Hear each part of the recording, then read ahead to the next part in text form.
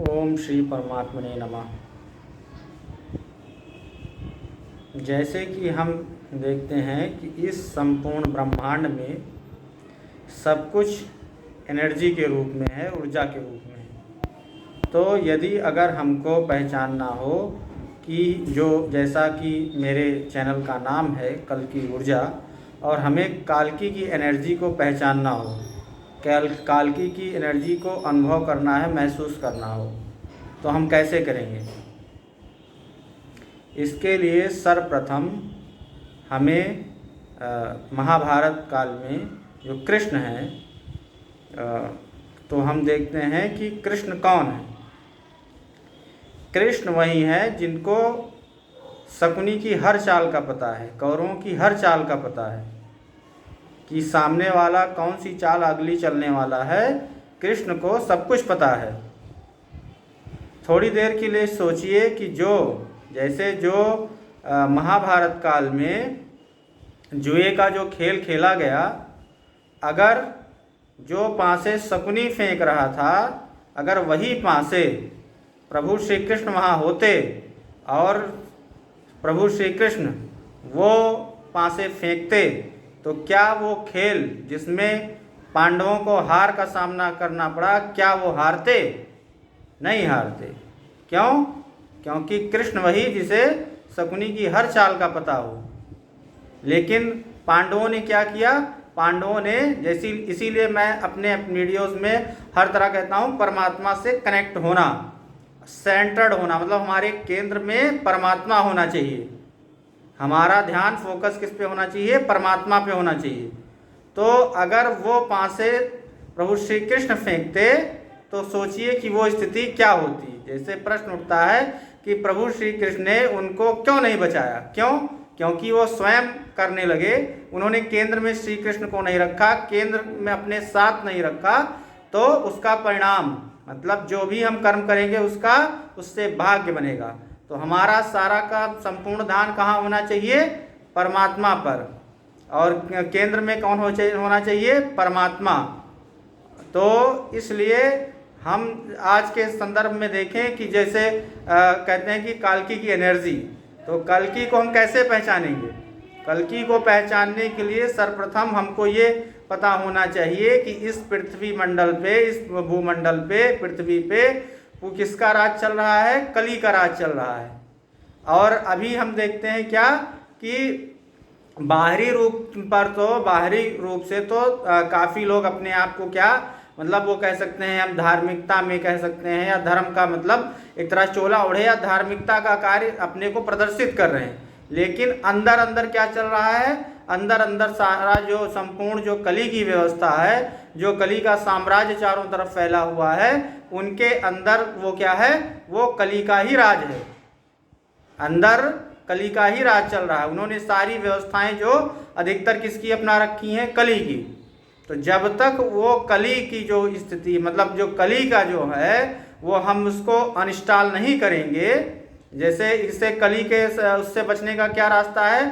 कली को अनइंस्टॉल करिए और वैदिक सनातन को इंस्टॉल करिए। इंस्टॉलेशन के साथ ही हम उस प्रकृति से, परमात्मा से कनेक्ट हो जाएंगे। तो एनर्जी तो संपूर्ण ब्रह्मांड में मौजूद ही है, मतलब है। तो उससे केवल हमको अपनी आंखें खोलनी है और कनेक्ट होना है। इसलिए हम अधिक से अधिक क्या करें? ध्यान करें। और मतलब जैसे जानना, मानना, पहचानना, तीनों के लिए हमको क्या होना चाहिए? अवेयर होना चाहिए, फोकस्ड होना चाहिए इसके लिए। और हम अपने सर्वप्रथम क्या है आवश्यक उसके लिए? अपने ऊपर करना। सारा का सारा ध्यान किसके ऊपर होना चाहिए? अपने ऊपर। एसेंट किसे होना है? हमें होना है। इसलिए जो ठीक है, जो कोई पूछे उसको हमें मैसेज दे दिया, लेकिन मैसेज से ज़्यादा महत्वपूर्ण क्या है? अपने ऊपर कार्य करना। हमारा कार्य उनके कर्म में किसी तरह इंटरफेयर नहीं करना है। प्रभु श्री कृष्ण ने अर्जुन को संपूर्ण ज्ञान दिया। संपूर्ण ज्ञान देने के बाद वो जैसे आजकल के जो मोटिवेशनल स्पीकर्स हैं क्या करते हैं? मोटिवेशन तो एक तरह से अच्छा ही है, मतलब किसी का विरोध नहीं है, लेकिन जो प्रभु श्री कृष्ण जो अर्जुन को दे रहे हैं वो क्या दे रहे हैं? संपूर्ण ज्ञान, नॉलेज। जिससे वो अपना अच्छा और बुरा समझ सके कि उसमें उसका किसमें उसका फ़ायदा और किसमें उसका नुकसान है। तो संपूर्ण ज्ञान देने के बाद भी मतलब लास्ट स्टेज में क्या कहा उन्होंने कि मैंने जो तुमको बताना था बता दिया, अब जो तुम्हारी इच्छा वो करो। तो इसलिए क्योंकि पृथ्वी पर सबको क्या दी गई है? Free will. तो हम देखते हैं कि हम जैसा अपना आज का जो हमारा आज का जो कर्म है ये बनेगा आगे का भाग्य। और जो भी चीज़ें हैं उनको मतलब हम सहजता से स्वीकार करें। अपने अंदर अगर मान लीजिए किसी के अंदर कोई कमी है, गलती है, पहली बात तो अपने ऊपर किसी भी ग्लानि की भावना नहीं होनी चाहिए। हमेशा क्या है? सुधार की भावना होनी चाहिए, असेंडिंग की भावना होनी चाहिए, जिससे हम अधिक से अधिक मतलब ऊर्ध्वगामी बन सकें, परमात्मा से कनेक्ट हो सकें, प्रकृति से कनेक्ट हो सकें। और जो भी मतलब इस संपूर्ण पृथ्वी पर जो चीज़ें चल रही हैं, प्रकृति में घटित हो रही हैं, ब्रह्मांड में देखिए या इस समय आकाश को ही देखें तो आकाश में बहुत सी चीज़ें घटित हो रही हैं। हम अपने घटित जैसे चंद्रमा को ही देख करके, सूर्य को देख करके, और जो तारों की स्थिति है, प्लस जो इसमें तमाम तरह के चीज़ें जा रही हैं, आ रही हैं, हम देख सकते हैं आते जाते हुए बहुत सी चीज़ों को। तो उससे हम क्या है, हमारे जो सेंसेस हैं, ये ऑर्गन्स हैं, ये खुलेंगे। मतलब ये अपने जो कैसे कहते हैं कि हम जो हर एक मनुष्य इस पृथ्वी पे जो भी आता है वो असीम संभावनाएं लेके आता है, और इसमें से हम कुछ ही % अपना उपयोग मतलब, और ये जो बड़े बड़े वैज्ञानिक हो गए, बड़े बड़े महान गुरु हो गए, बड़े बड़े महापुरुष हो गए, वो भी क्या मतलब कुछ ही उसका जितनी योग्यताएं, जितनी क्षमताएं लेके उससे कुछ ही योग्यताएं उनकी विकसित होने पर वो उतने महान हो गए। तो हमारे अंदर भी वो योग्यताएं हैं, बस केवल हमको अपने ऊपर कार्य करने की आवश्यकता है। जितना अधिक हम कार्य करेंगे हमारे भी वो सेंसेस खुलते जाएंगे और हम इस नेचर को, इस संपूर्ण ब्रह्मांड को अच्छे से समझ पाएंगे। इसके लिए अधिक से अधिक मेडिटेशन करने की आवश्यकता है। मेडिटेशन का वीडियो है ही, अगर किसी चीज़ पर विशेष आपको मेडिटेशन का वीडियो चाहिए होगा तो आप बताइएगा, मैं मेडिटेशन का वीडियो अलग से उस चीज़ पर बना दूंगा। बाकी मेडिटेशन का वीडियो जो हमारे ब्लॉकेजेस को खोल देता है, संपूर्ण हमारा जो शरीर है इसको धीरे धीरे, ये किसी के अंदर कोई प्रॉब्लम कुछ भी है तो वो स्वस्थ होने लगता है।